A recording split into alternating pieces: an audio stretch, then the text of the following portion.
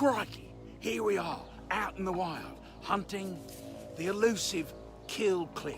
Now that one right there, that's just a baby. Little tiny one, cute as can be, and delicious in that state. But you gotta be careful, because the mothers, they can be 3 feet tall or larger. That's right, look at it down there, just waiting. You get closer, you gotta sneak up on these things, because if they hear you coming, they can get away. They got the CBDs in them, and that means they're fast and elusive. All right, let's see if we can catch this one. There it is, waiting in its natural habitat. And slowly we reach. We've got it! Ah, I've got it! You gotta move! You gotta move! Because these things, once you got them, they can be animals, they can be wild! Well, pop it!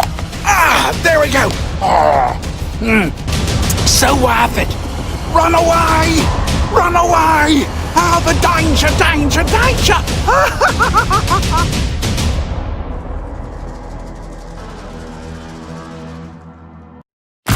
And now, Kill Cliff, the clean energy drink, presents Because We Can, starring John Brenkus. It's the show where we do whatever the hell we want, because we can. Tonight, another amazing show. And now, here's your host, John Brenkus.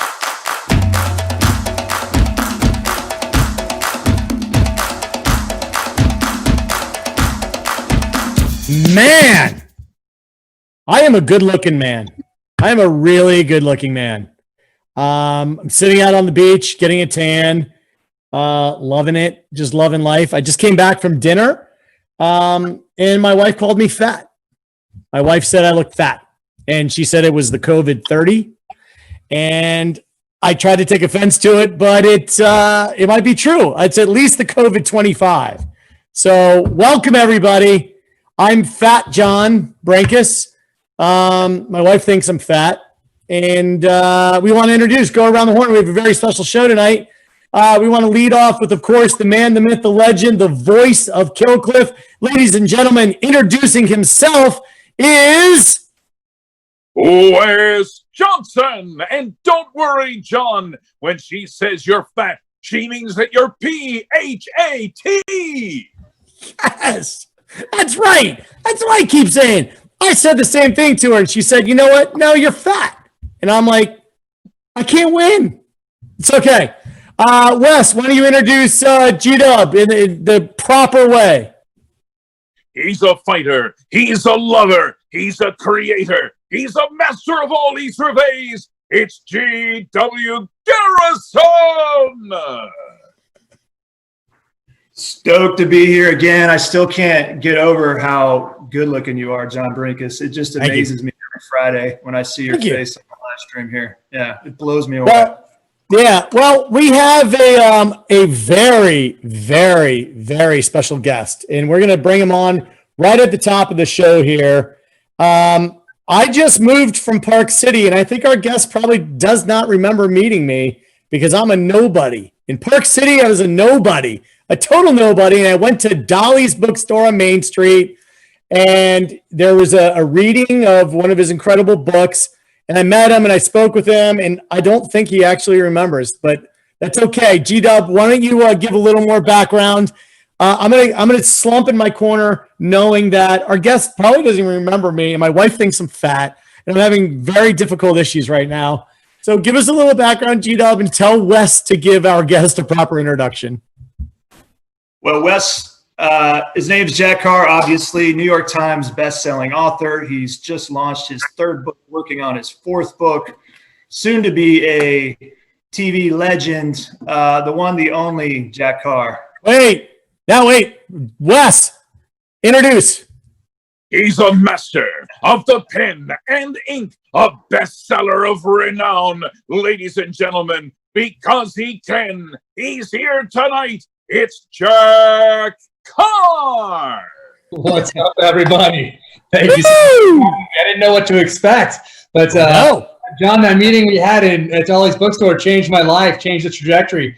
As you'll notice, since then I've had 2 other books published, and Chris Pratt optioned it. So I owe that all to our meeting. You know what? I mean, it's funny because I wanted to bring that up about how significant of a meeting it actually was. It was like sliding doors. You know, I was one of probably a couple hundred, maybe 300 people that were crammed into dollies, sitting on every word of you while you're reading your book. And I went up and I think I said to you, hello. I think that might have been what I said. It took a while to plan that out, though. Something like that. I mean, Unforgettable. it's amazing. So first of all, Jack, I think that what you have done is absolutely incredible. I mean, in the short amount of time, here you are, just this average person who had done nothing prior to writing. Then you decide to write a book. You meet me. I say hello, and bang, everything happens. So let's take me out of the equation, just because I don't want the audience doting over me more than they should. And why don't you just tell everybody about how you got to be such, I mean, you've had so much success so quickly. It's unusual, but well-deserved. Well, it'll be tough to tell the story without our meeting, but I'll see if I can do it. Make it work here, because it was so significant. But the 2 things I wanted to do since I was a little kid were, 1, serve my country in uniform, specifically as a SEAL. And then the second thing was to write books in this genre, in the thriller genre, because growing up, before there was an internet, before you could just type in Navy SEAL or special operations, a lot of the information I got about what I wanted to do one day in special operations was from the pages of fictional thrillers by guys like Tom Clancy and Nelson DeMille and David Morrell and AJ Quinnell and JC Pollock and Mark Olden, and all these guys who in the 80s and early 90s had protagonists with backgrounds typically from Vietnam. They were like CIA operatives in and around Vietnam time frame and into the 80s, or they were SEALs, or they were special forces guys. So I just had such a great experience reading those novels. I knew that once I finished my time in the military, then I would write that same kind of novel that I was so enjoying. So as I got ready to get out of the SEAL teams, I started writing, and bam, Terminal List was the result, and got it to Simon & Schuster, and they picked it up right away. And next thing you know, I have a book deal and a series with Chris Pratt. So that's that's usually how it goes. The crazy part is that's how I thought it would go, because my whole life, that's just how I thought it would happen. Like, first you're a Navy SEAL, and I'm going to write this book, and then it's going to be, at the time you're thinking a movie, because Amazon, of course, doesn't exist yet, and Netflix doesn't exist yet. But that was just like the natural progression, which of course was going to happen. So I never spent any time worried about it not happening. It was all just like in the SEAL teams. Like, people told me how hard it was to be a SEAL and what the attrition rate was in buds and all that sort of thing. And I would just kind of use that as fuel and let it go. I didn't really pay much attention to it. I spent my time training for buds and trying to make myself the best operator I possibly could, build that foundation to maximize my chances of success in the program. And same thing with writing. People kind of look at you the same way when you say you want to be a novelist, the same way they look at you if you tell them you want to be a SEAL. It's kind of like, you'll grow out of it, like that kind of a thing. And never grew out of either, and did them both. It's normally you write what you know, right? You're supposed to write what you know, and you've written what you know. But the funny thing is that you became what you became because of what someone else wrote. So it's kind of a circle of life thing there. It's crazy. We're in Inception right now. Like, this is we're looping. Because now, of That's course, crazy. Accessible with all these social media platforms and build brands and that sort of thing. So back in the 80s, I couldn't reach out to any author. I guess I could have written them a letter or something that would have gone to the publisher, and then they would have probably never gotten it and that sort of thing. But today, people can reach right out to you. So it's crazy how many people reach out and saying that you've inspired them to join the military, or you've inspired them to write, or you've inspired them to just do something that they've been kind of putting off for a while. Not necessarily Right. You're not writing, but just something that they've been putting off that they feel a calling to do. So that's kind of cool. That's so one of my best friends from high school was a Top Gun, we call him a Top Gun recruit, right? Top Gun came out, and his name is Dean, and he just was like, I'm gonna fly F-14s. That's what I'm gonna do. I'm gonna be a Tomcat pilot. That's all I want to do. Just laser focused on it. What movie? And he ended up flying Tomcats and, being in the Navy and just being an incredibly successful pilot. Now he's working for Southwest Airlines.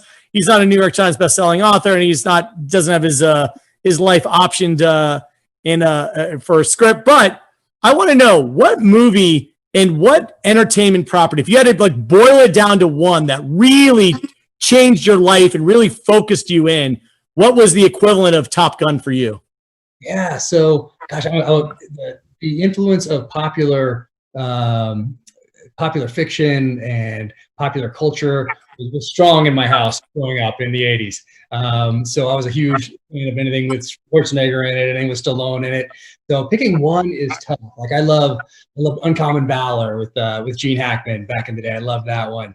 But if I think of one movie from the time, I think it must have been Rocky, just because it just getting knocked down and getting back up, and it just resonates. The underdog story, and then when you get a little older, you find out how Stallone wrote that and how he held on to it for so long, not wanting to sell it to anybody else because he wanted to star in it, he wanted to write it, and all that. So I think that one, just because it didn't just apply to being a SEAL or an author, just life in general. I think there's so many great lessons from that movie, and it had such an impact on me at such a formative time in my life. If it was anything with Schwarzenegger in it, are you talking? It went up to the endurance instead of his enunciation. Right. If it was anything with Schwarzenegger in it, are you talking more about Twins and Kindergarten Cop? Like it was that strain? Of course. Interestingly enough, I heard Schwarzenegger say that he made more money off Twins than any other film because they didn't take any money up front. It was all on the back. It crushed. So I think that's made him more money than any of his other. I love Commando. I remember going down with my dad, of course. I remember, and I think it came out the same year as Rambo: First Blood Part 2, the same year that Rocky IV came out. And the next year was the Delta Force with Chuck Norris. I never missed a Chuck Norris movie. So yeah, all those things definitely made an impact. And sometimes I feel sorry for people that didn't grow up with those films as kind of their foundation for life. Speaking of Chuck Norris, I was just kind of perusing your website, and the pinnacle of any author's career is to have a Chuck Norris come on your website and give you a good review. That's pretty amazing. I know when you saw that had to be kind of pretty big news for you. So crazy. So he FaceTimed me out of the blue before the book even came out. And someone had told him about the book and told him I was a fan and all this stuff. So he got my number and he FaceTimed me on his phone. He's in Texas. I was in Coronado, California at the time. And I was like, oh my gosh, Chuck Norris, like my hero growing up, is FaceTiming me. Absolutely insane. Then he blurbed the first novel and took pictures with the second two. So yeah, he's just been fantastic and such a nice guy. Like him, his wife Gina, they're just amazing people. So cool. That's I want to hear one story and the sort of inception loop that's going on. Give me a story of something that you saw early in your developmental years that then kind of happened while you were a SEAL that you then went on to kind of write about in one of your books. Like, give me the inception thread. It's a good question. You haven't been asked this. I haven't taken it back that far. Like nothing other than just actually serving and being a SEAL. Oh, it's got to be better than that, though. There's got to be something. But there are things from real life that happened downrange that I took and fictionalized. And more important than that, I took the emotions and the feelings behind these events that happened in Iraq and Afghanistan, and I took those and then I applied them to a completely fictional narrative. So I think that's why it stood out to Simon & Schuster in that the protagonist is feeling these things. They feel real and raw, but they're not. They're fictionalized. So I think that's why it's resonating with readers as well. Well, you felt it. You felt it because you felt it while you were writing it. You were embodying these characters in these situations. It was real to you. And like what John had said before, when you read this stuff before, it was all conceptual. When you're reading it as a kid, it's all conceptual. When you're living it, you're in it and you're experiencing it. But then when you sit down to write, all of those things come together, don't they? The conceptual part of it from early on and the writing that you read, you tend to take that in, but then you funnel it through your experience and out onto the page where other people can feel the real. That's exactly right. And I didn't, before I sat down to write it, I thought it was just me being a smart ass, right? On my side. Going to be, Cool. Someone else is talking. Who's this? Here we go. We have our first we have our first special guest who I wanted to bring in because she's super special. She's a badass. She's a WWE superstar. So she took her military career and has transferred it to WWE and being a giant superstar. And I thought that it would be good if Jack and our guest were able to speak because they both are former military and have successfully transferred that to another career. Ladies and gentlemen, Wes, introduce Lacey Evans for us. John, that was the worst introduction I ever seen in my life. How about you don't set her next time? Good Lord! Everybody hates me. Good Lord. I mean, Jack, I know you met this man at a bookstore, but come on, you should have cut it right there. At least she's got the hair on point today. It's not an issue. I mean, well, let's not zoom in, honey, because there's some stragglers back there. He's definitely not squared away. But no, I mean, first, obviously, thank you for your service. You are definitely a badass. I'm not quite on the sniper level, but I can shoot a little bit. I'm going to go ahead and check out a couple of your books. Obviously, they're free. I looked in a lot about you, but obviously, thank you for what you do, not only now for being a voice for so many out there, but what you've done, man, because you have no idea how much that motivates people like me that are in the game and have this platform to go out and help people that have been in your shoes and are suffering every day. So, I mean, I'm just thankful, John, even though, you get under my skin a little bit and there's really nothing I could legally do about it.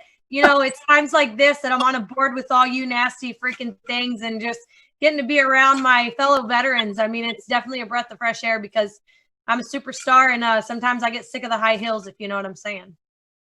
Right. Jack, I need to bring Lacey on because I didn't feel worthy. I didn't serve. I'm not a superstar, certainly not in WWE, so I thought that it would be better. She can ask even better questions than I can. Thank you guys for having both of us on. And, yeah, Lacey, you're right. That first meeting with John, it left an impression, and I'm kind of saying that it was like leaving it was a good impression, and from then on, things kind of happened for me, and I kind of took off. But the impression could have been gone the other way as well. Hey. I have a quick question, Jack. So, I mean, I'm new to all the books that you wrote and everything, and you as well. I'm not going to lie, because, I am on WWE and I'm running around. My schedule's crazy. But if there were one book that right now because I want to use my platform to help spread what you've worked your ass off for and the knowledge and just the help that you could bring, what book right now would you suggest somebody like myself just now picking up, Jack Carr and going forward? Which one should be my first one? Bam, it should probably be the Terminal List, which is the first one. I think my publisher likes me to say that it's the latest book, which is Savage Son, but it really helps, I think, to start with the first one, the Terminal List, to start the journey, because it really introduces the reader to James Reese at a time when he's in the military. He's a prior enlisted SEAL Sniper, becomes an officer, and he's at that stage in his time in uniform when it's time to take care of the family. So he's decided that after the deployment to Afghanistan, it's time to take care of the family. And that's where I was when I started writing it. I'd gotten back from my last deployment. I knew I was going to get out in a couple of years, and it was time to flip that switch because I wasn't taking guys downrange anymore. And it was time to start applying my effort and energy into that transition. So I started writing. And so the same stage that I was in is the same stage that the reader meets James Reese in the Terminal List. So it's the one to go with. That makes sense, man. Thank you. Thank you. Hey, backing it up a little bit, you kind of alluded to some of the jobs that you had in the military, being a sniper or whatnot. You had 20 years of service, and I'm pretty sure you had several different kind of phases or jobs in the military. Back us up and just kind of go through the timeline as right when you joined to the jobs you had to the job you ended up with, during that 20-year service.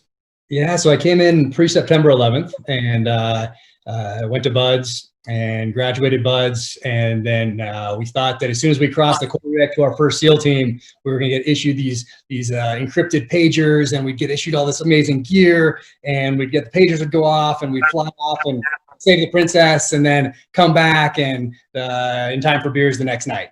And that was not how it was.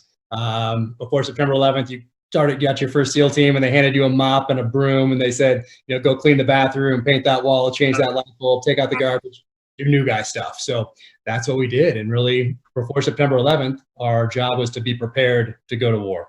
And so that's what we did. We trained and we got ready and we were waiting for that call. And then September 11th happened and that call came. And then we started to do the things that we thought we would do when we came in. So it got real busy after that for the next, and continues to stay busy for these guys today that are still in. And like right now, it's sun setting here in Park City. And I try to remember every night that the sun is going down here, that it's coming up on another part of the world, and that there are people returning from a mission and they're tired and they're dusty and they're sweaty, maybe a little bloody, and they're going to come back and they're going to top off their magazines with more bullets. They're going to change out the batteries in their night vision and their IR lasers and flashlights. They're going to gas up the vehicles again, and they're going to pour over the intel from whatever target they hit and get ready to do it all again. So every night I always try to remember that those guys are out there doing the job. You know, one thing that's really interesting to me about 9/11 and, you know, the subsequent war that now is still going on is people don't remember there was an 18-month gap. It was an 18-month gap between invading Iraq and 9/11.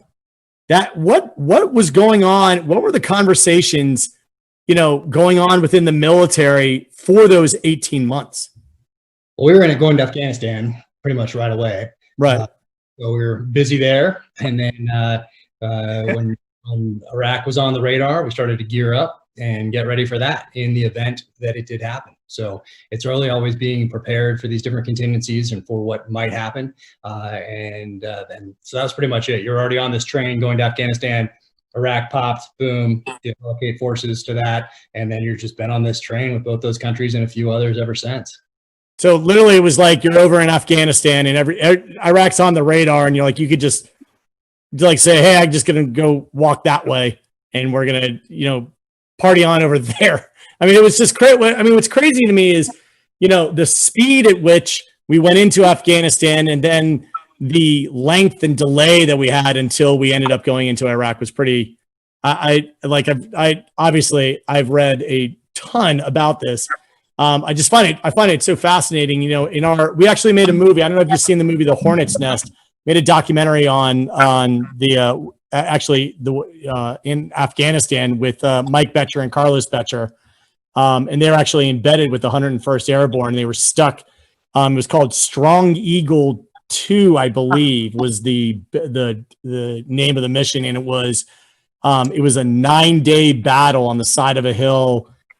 Just locked in a canyon. Nobody could go in or out. You know, all of the, medical, helicopters that were coming in were being shot down. Like it was like done.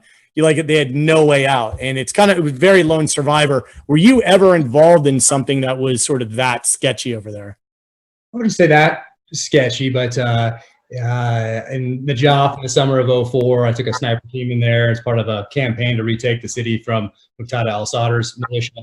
And it ended up being like a 2-week campaign, 11 days of which were pitched urban combat, which were kind of like what I had come up with these World War II movies, especially the ones that focused on the urban side of things. And so it was actually, because I was running through those streets and there's mortars coming in and rockets and you're doing your thing. I remember thinking like, wow, this is kind of like those movies that I watched as a kid growing up in World War II, just because you were calling in airstrikes and buildings were just crumbling and you had Abrams tanks and, you were maneuvering those things and you were just laying waste to buildings with those as well and moving up the Bradley fighting vehicles and everything else. So it was kind of a crazy time. Lacey, what years did you serve? 2010 to 2015. I did 5 years military police and got out in active reserve in 2018. Wait, Wes, when did you serve? I served from 79 to 84, mostly as a paramedic. Nice. Wow. G-Dub, you and I I have an inferiority complex for sure. Rightfully so. As you should. Yeah, exactly. But one thing I don't have an inferiority. All part of the same team now. That's what's important. That's right. One thing I don't have an inferiority complex about is how important I am to these meetings and chance meetings that we've had. And actually in Dolly's bookstore, there was a witness that I had. Herbert, do you have Hobie Darling for us? Is Hobie here? Hobie's muted, I think. Hobie! Hey! Oh, it's Jack Carr. I have to come all the way to a podcast to see Jack Carr. Yes. And we have to do it this way. That's crazy. Oh, man, it's good to see you. How are you, buddy? I'm doing great, man. I talk about you on like every podcast I'm on because a lot of times they think just because you're a SEAL that you must be in like astounding shape still. So I have to answer honestly, of course, and say that is a thing of the past. But we'll see. Well, maybe I'll get back out there with you one of these days. That is not true. You are still legendary on the 5:30 crew. Well, hopefully I'll be back there one of these days as I settle into this new schedule. Now I think I've got it down. So book 4, I finally got a system down on how this year-long process is going to work in order to, from idea and conception, outlining through the chapters and into that first rough draft. So I'm getting it down now. I love it. Well, you know we miss you. Thanks, brother. Man, hope to see you guys again soon. Yeah, so everybody knows Hobie is a very good friend of ours, and Hobie's the one who brought us to Dolly's to meet Jack. And Hobie used to be he was former CEO of Skull Candy, and he worked heading up Nike with their technology division. Hobie and I are together in a thing called the Liminal Collective. That's amazing. But Hobie also does crazy physical challenges, and Jack tries to keep up with Hobie. Might be the other way around, but they both live about a mile apart from each other in Park City. This is true. Hobie has the best workouts going, and I'm always anyone looking for a little inspiration should follow Hobie and check out what he's doing. Every now and again, he'll post one of these workouts, but he's doing them every single day, and they're like CrossFit workouts on steroids, added with a trail run and a swim, and carrying kettlebells underwater, and it's insanity. It's total insanity. But yeah, all about maximizing human potential, physically, mentally, emotionally, spiritually. It's Hobie inspires me daily. That's a Jack is just our lead dog on that most of the time. He's been in that crew for a long time, keeping us going. It's awesome. Awesome. Well, Hobie, I know that you're home. I know that you have to scoot, and Lacey, I know that you have to scoot. You listen, our 2 special guests. You guys can go. Jack, stay here because I have a million other questions for you. But Hobie, cannot thank you enough. Lacey, cannot thank you enough. God bless both of you. Have an awesome weekend. Thank you for joining us. See, wasn't that a treat, Jack? I brought you Hobie. You never get to see him. Yeah, we'll see you on Tuesday, Jack. Tuesday morning, 5:30 UOP. See you there. That's right. Cheers. So, Jack, in terms of just being an overall badass, like, how important are these workouts? So these workouts that Hobie's put together are pretty nuts. And he invited me to go. And I said, you don't understand how fragile I am. He's like, but you've done a bunch of Ironman triathlons. I'm like, yeah, I know. But, kind of Bill in accounting can do an Ironman. And he's like, yeah, you did the Leadville 100. I'm like, yeah. Like Sally can finish that one. Like, it's not that big of a deal. Working out with the Navy SEALs in the morning, especially when it's like 4:30 in the morning, 5:30. I'm like, you're not getting me out of bed for that. How are you able to keep them stay in such great shape after all these years? Well, not anymore. I want to be clear about that. But look at you. What do you mean? Well, when I first got to Park City, Hobie was like, bro, come down. You got to come down and work out with us. We got this great crew. I'm like, oh, what time? 5:30. I was like, ugh. Okay. I think I need to work up to get there because I've been moving. I've been working on this book. Like, physical fitness has kind of fallen by the wayside. And he's like, nope, just show up. And I'm like, okay. So showed up, and oh my gosh, it was horrible. Absolutely horrible, but great at the same time. And then I started going every day, and I got in such great shape with these guys.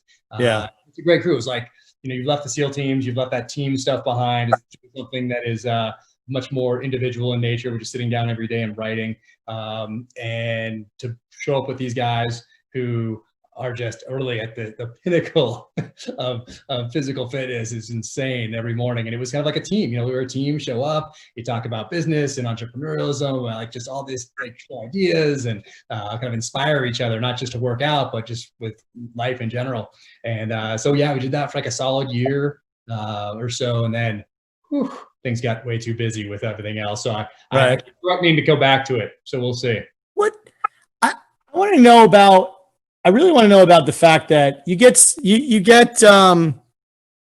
this offer for for your books to become now on Netflix. Chris Pratt is playing our hero. How involved have you been with? Did you have any say in whether or not it was Pratt or not?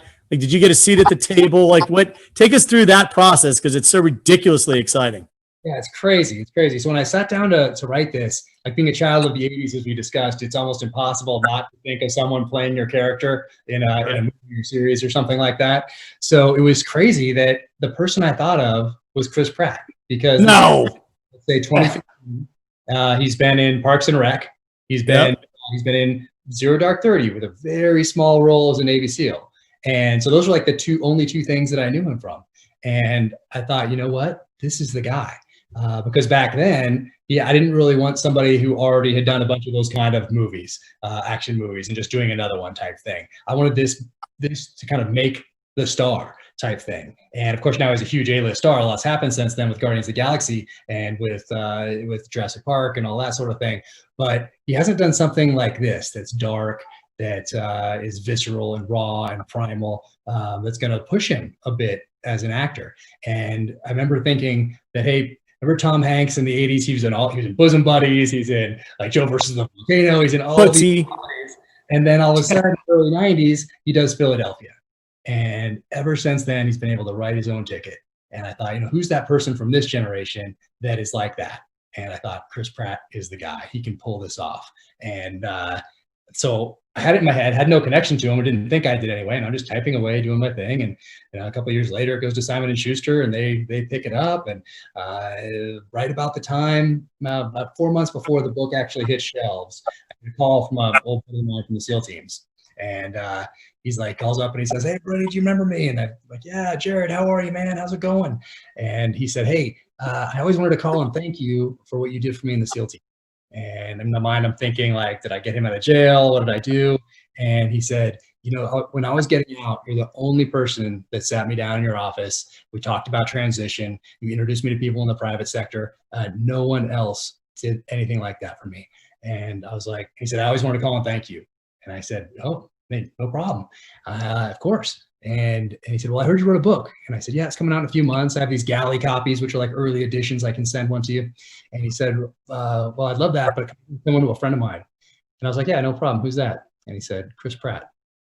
I was like, "Oh, that's interesting." So sent it to Chris. Chris read it, and a couple weeks later, he's calling up and wants to option it for a movie or series. So that's wow. How that happened. The other crazy part is I thought of Anton Fuqua directing Training Day, to Tears of the Sun, Magnificent Seven, The Equalizer, and he's the person I wanted to direct. And now we have Chris Pratt starring, Anton Fuqua directing on Amazon as a 8-part series, and I'm an advisor on the scripts and an executive producer, and it's fantastic. I'm so happy with the direction that the scripts are taking, and it's just, I'm super fired up. What's amazing is you did a small thing, and you felt was a small thing, just putting kindness out in the world, to be kind to this guy, to help him out, not because you were trying to be this or that. It's just who you are. And because you put a kindness out in the world gives back to you. And I think that's an amazing thing. It was crazy. Like, I couldn't believe it. It's still pretty surreal that it happened the way it did. And Jared is an amazing guy. He's so cool. And Chris has been amazing. He came out here to Utah. We spent a week together out here, and he just could not be nicer. Just drove out from LA. Totally normal, awesome guy, super funny, and he wants to keep this thing real and raw and authentic, and he wants to be true to the story, and he's taking it so serious. And I think he likes all the gun stuff and the jiu-jitsu he's going to get to do and the knife work he's going to get to do. So it's a great excuse. Well, it's Johnny Karate, so they get to use these things, to go train and do these. Like one of the books, how to put a chase car scene in so that he can go to a driving school or something like that. Get to do some fun stuff to train up for these roles, because there's a lot of fun stuff you can do to get ready for a role like this. So how do you explain, this connection of you were thinking of Chris Pratt, and now Chris Pratt is playing the character? I happen to be, of the belief that positive energy begets positive energy, and you put things out into the universe and somehow they come back. Let's look at that example of how that ended up coming true. And that's not a revisionist memory. You're not saying, oh, Chris Pratt got it. Ooh, it would sound good. Like you had him in mind. But not only that, but Killcliff also is appearing in your book. And now you're on the Killcliff Because We Can show. Like, how does it, like, and what's crazy is that we lived right next to each other for a long time. I lived there for 5 years. And when we sold our house, I lived in Sun Peak and you live in Sun Peak. I mean, we lived really close. Like I don't even know which house is yours, but Sun Peak's not that big. So John, you were just stalking him all the way back from the bookstore. That's all. That's exactly right. So, you know, what's crazy is like, all right, so we lived really close to each other. Like these sort of the energy coming back is something that's very real. I met my wife on a plane, sat next to her, fell instantly in love. Turned out that we lived 2 blocks away from each other on the same street in Los Angeles. That's freaky, right? But you kind of put it out there and it's kind of a manifest destiny. How do you explain energy coming together like that? Yeah, I don't know. Who knows? It's crazy. You know. But the Killcliff one I do know because for me being a gear guy growing up, it's just natural for me to put like products that I use or gear that I use into novels because I think it adds a authenticity to it. If someone just says, you know, the person pulled out the gun, I mean, I guess it's better than taking off the safety on the Glock or something like that, which you do read a lot. But, you know, it's very natural for me to talk about the knives that I use, the guns that I use, the backpacks that I use, cars that I drive, because all these things tell a story about the person, whether someone is drinking Killcliff or Gatorade, that says something about them, whether they're drinking Black Rifle coffee or they're at Starbucks, like it says something about that person. So when someone walks up, maybe say it's to the range, I can look at the holster they're using, the pistol they're carrying, how they're carrying it, the belt they have on, the shoes they have on, what kind of coffee is in their hand, that sort of thing. What's on their hat, you know, that sort of like it tells a story about them and it tells me a lot about them. So I use that to develop characters. I drive a 1988 Land Cruiser, so does my protagonist, but I build the character with another friend of his in the novel who drives a Defender 110. Because that tells you something about those people also. And they can talk about 45 versus 9mm, Kydex versus leather. Like all those things say something. So it's very natural for me to put, especially with the SEAL connection, to put Killcliff into the novels. So we'll see if it ends up on the screen in Amazon. That is awesome. And so what were you using Killcliff for to describe, to sort of attach to the characters? Yep. So like we drink a lot of, or the guys in general drink a lot of energy drinks in the SEAL teams, particularly in training. Cadre always has some sort of an energy drink as they're watching you from the rafters as you come in and you're doing your CQT type stuff, moving through a house and that sort of thing. They all are just watching from the rafters, judging, looking, noting what you do wrong, that sort of thing. And they're always drinking something. So, so I had the guys drinking it in the novel as well. Now you'll have it at craft services at all the film shoots. That's it. Exactly. That's what the union says. I heard they're pretty powerful. So listen, Jack, one thing that I know is you are a huge fan of our most recent customer service representative, who is the overlord of all knowledge, the Castle Master. And I know that you modeled a lot of your characters on him. And I know there are a lot of things that when you're in the Navy SEALs that you actually really admired about the Castle Master. And he shot a spot with us recently that I wanted to play for you I know you're a big fan, so I wanted you to just watch the spot. I don't think you've seen it yet. And you can just give us a reaction on the other side. Go ahead and play. In the world of today, strength and power lies with the legendary overlord of all knowledge, the Castle Master.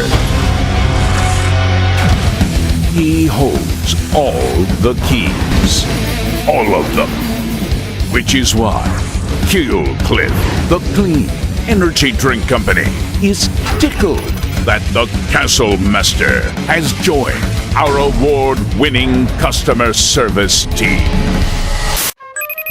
You shouldn't be doing your calls from the bathroom. Next caller, go ahead. Hey, Cosmos. I can't see your face. Hey. Yeah, no, my video's not working today. Is Sorry. this right? Cassie. What? Yeah. Hey, drink more Killcliff. Cassie. What? All right, next caller. How long are you going to be in there? Hey, Cosmo. Yeah. What are Hold you on. doing in there? Ma, I'm in the freaking toilet answering some calls. Do people know you're sitting on the pot? No, I'm on mute and there's no video. Do your calls from somewhere else. Yeah, I'll be out in a minute. I've got to get in there. Yeah, go ahead. You got the cast mask. How long are you going to be in there? Who's that? Yeah, no. Yeah, just drink more Killcliff. Hey, wait a minute. I didn't even ask you a question. I have to take a dump now. This is getting ugly. Awesome new flavors, awesome new cans, and an awesome new customer service representative. Killcliff. Own it. Go to killcliff.com. You know, I mean, Right out of the chapter, one of the chapters from my novel. Yeah. I mean, People's favorite. So not surprised you guys took it and morphed it into a feature commercial there. that's Seems right. like another perfect role for Chris Pratt, huh? Yeah. Chris Pratt as the castle Definitely master. in the show after seeing that. Yeah, We you know were what lucky to- was he? You know, in terms of the Castle Master being the overlord of all knowledge, he's had a little bit. I mean, truthfully, he's only working for us part time. He's had a little bit of a struggle ever since Google came out because people used to go to the castle to ask him questions, but you can kind of look it up on the phone. COVID hit. You know, work was tough. I mean, what you? I know that you were a big fan of his. You know, back in the day. What are sort of your words of inspiration just to keep him going? Because I catch him every now and then a little down, but I don't know if you know how to just cheer him up. Yeah, I'd say it looks like he's doing things are looking up, things are looking good for him. Yeah. It's on that last video there, so maybe a He little seems more. a little in the dumps to me. Yeah, a little more meatloaf from mom probably would just would do the trick. I'd say that yeah, that's it. I think so too. Yeah, I like that. I like that too. So in terms of, tell me this: how did you first discover Killcliff? Like, where did you? It's not the biggest brand yet. It's on a rocket ship trajectory. How did you get introduced to the product? Yeah, I think it's from the SEAL connection. Just Really? SEAL guys starting some energy drink company, and oh, that's interesting. And then start seeing it everywhere, and I think that's it right there. And the connection to the SEAL Foundation, of course, as well, because that's an organization that I follow and keep tabs on.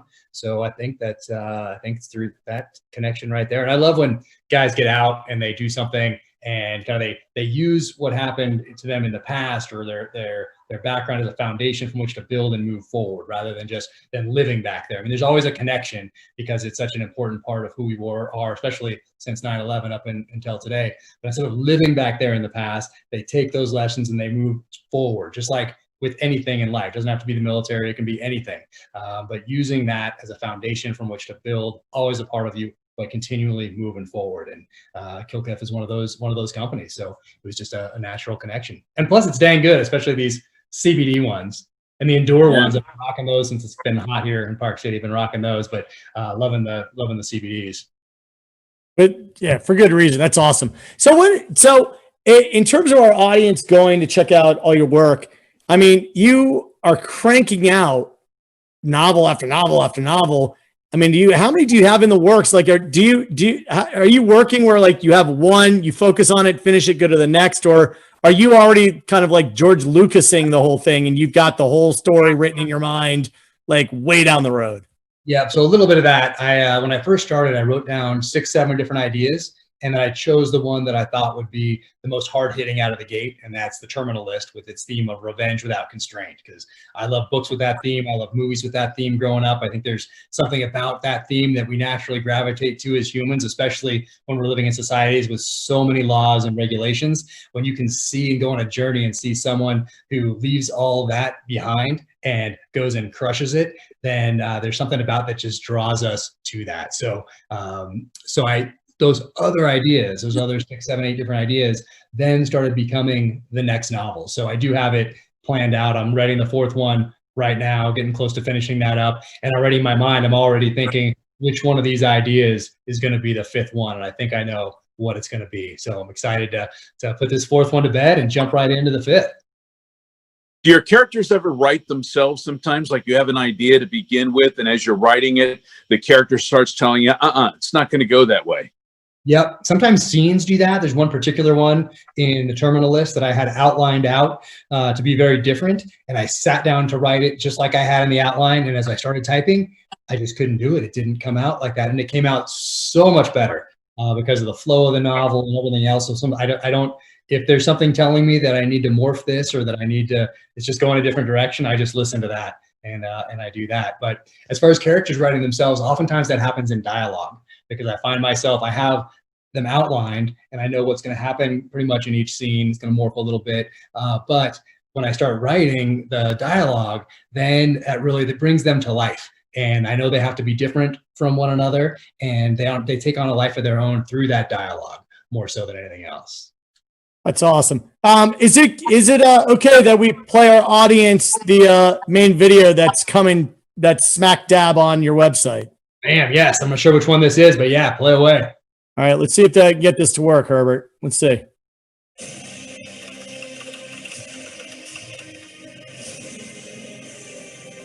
Turn it up a little. What's that? Can you hear it? It's very low. Give it a bump. Luckily, people can go to officialjackcarr.com and watch it for themselves. And listen to it. That's true. Right. Yeah. With audio.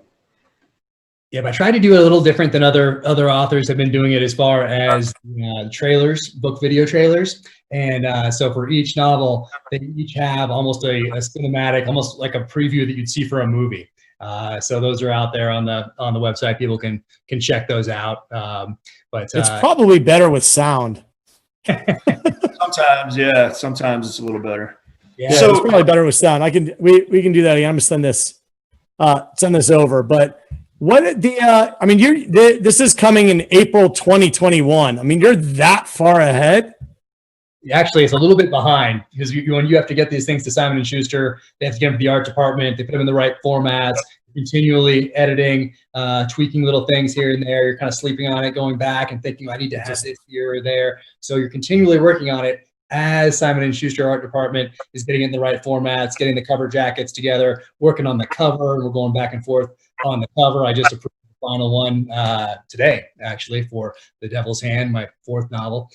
So there are all those things that are in process at the same time. So it gets pretty busy there in the lead up to December when it'll be all finished, put to bed, and then they'll be publishing these things called galley copies to get out there to reviewers and influencers ahead of time so that when the book hits, then there can be reviews out there and that sort of thing. But all right, I'm going to try to play this again. Herbert, play that because I didn't do it I messed it up.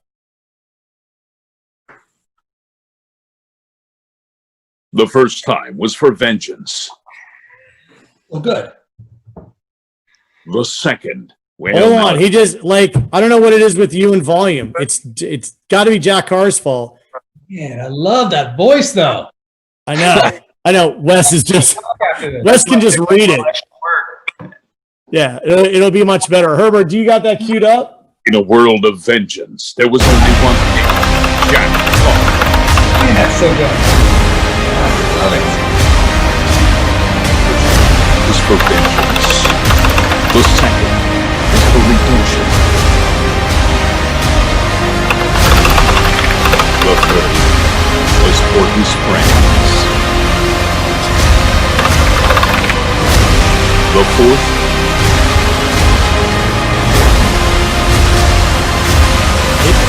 Herbert's swearing that the sound is coming through. It's not. The Devil's Hand. Oh, it's so good. Oh, so good. So good. The newest by Jack Carr. Hi, Jack Carr. Let me see it. Do you have it? I have plenty. But Jocko read the front part of this, which is a quote from this unidentified Special Forces instructor at Fort Bragg, and it's titled "True Believer." And Jocko read this on his podcast when I was on, and that was pretty legit. Like people really enjoy here. Do you read these at book signings? Do you go out? Do you do readings of the novels or chapters? Sometimes they ask me to read a little bit, and I'll read like a paragraph or something like that. But for the most part, I'll give a little background, talk about the story, the journey, my writing journey, where things are going, that sort of thing. Answer some questions, and then sign books. So most of the time, it's more interactive like that rather than me just sitting there reading something. Jack, how old are you now? Oh, geez, I think I'm 47. You're 47. That's what I thought because he's really writing at like a 53-year-old level. It's pretty amazing. So you're getting so prolific that Stephen King is like, "Whoa, slow down there, fella." Exactly. Now, Jack, obviously, are the two guys that really, because it used to be before them, maybe you'd have a book every 2 years, 2.5 years. There wasn't this set expectation from a readership that every year you'll get a book. And then Stephen King and Clive Cussler were really the two to change that. Even Clancy didn't have one every year. Or you could do the George R.R. Martin version, which means you have to be reincarnated to get all the books. It would be nice to have that option one day. I'm working towards that as a future option. We'll see if I get there. It's awesome. Well, you're obviously super busy writing nonstop, trying to put a book out a year. But I also heard that you're starting a podcast here very soon. This is true. Danger Close, Beyond the Books with Jack Carr, should be launching sometime in August. And I've talked to so many amazing people all the time anyway, like Kobe, who we just saw come on here. And I've stumbled into all these incredible people over the years. And I've been on a bunch of different podcasts. And it was just a natural progression in order to build a readership, connect with readers, and hopefully inspire some people along the way that might not get to have these conversations with people the way I do. So yeah, figured might as well record these things and put them up there and see if people like it. So that's kind of the evolution of this brand. Yeah, that's awesome. Well, listen, Jack, cannot thank you enough for spending a Friday night with us. Everybody's going to go out, buy all of your books. We're going to, obviously we're going to be inundated with so much Jack Carr media. We're not going to know what to do with it, which is incredible. Listen, I'm just making sure you do not have to cite our meeting in any future interview because it gets a little dull. You know what I mean? I appreciate everything. I don't want to give the secrets away. You'll be, overrun with requests. It depends on how you present it, John. It could be something like, he saw him at a book signing, and then he began reappearing day after day, moving into his neighborhood, bringing him onto podcasts. Soon, there was no shaking him. Is that a picture I see in the trees? Exactly. I'm right outside your window right now. That's awesome. Well, listen, Jack, God bless you. Thank you so much for everything. Thank you for your service. Thank you for your talent. I would wish you luck. I don't believe in luck, but you have certainly manifested an amazing life, an amazing career, and this is just the beginning. You're so young, and you've got 50 years of writing ahead of you at least. Just survive the morning workouts. That's all. Exactly. Goes back in. Yeah, an old commanding officer of mine used to tell us luck is the residue of preparation. And that's right. Always remember. Exactly. All right. Well, guys, thank you so much. Listen, we'll be back next Friday night, 9:00 Eastern. Jack Carr, Wes Johnson, G-Dub. God bless everybody. See ya.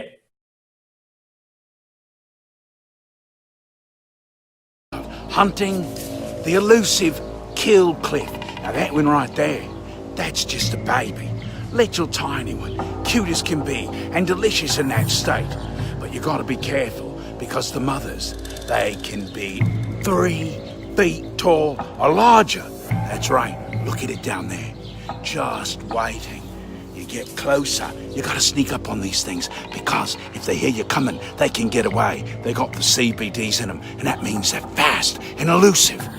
All right, let's see if we can catch this one. There it is, waiting in its natural habitat. And slowly we reach. We've got it! I got it! You gotta move! Because these things, once you got them, they can be animals, they can be wild. Well, pop it! There we go! So worth it! Run away! Run away! The danger!